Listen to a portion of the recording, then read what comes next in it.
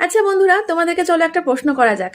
সেটা হলো, যদি তোমাদেরকে বলা হয় যে পিরিয়ডের টাইমে তোমরা প্যাড ব্যবহার করতে পারবে না, তোমাদেরকে প্যাড ছাড়াই থাকতে হবে, কেমন লাগবে? খুব অবাক হয়ে গেলে, তাই না?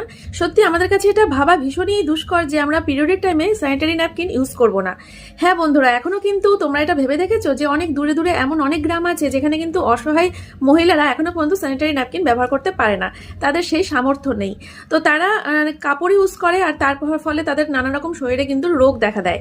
আর সেই কারণে কিন্তু অনেক জায়গার বাচ্চারা কিন্তু স্কুলে পর্যন্ত ভর্তি হতে পারে না। তো চলো বন্ধুরা, সেই সমস্ত মহিলাদের জন্য আমরা সাহায্যের হাত বাড়িয়ে দিই। তো এভারটিন নিয়েছে সেরকমই একটা উদ্যোগ, তাদের হাতে তুলে দিচ্ছে এভারটিনের এই স্যানিটারি প্যাড।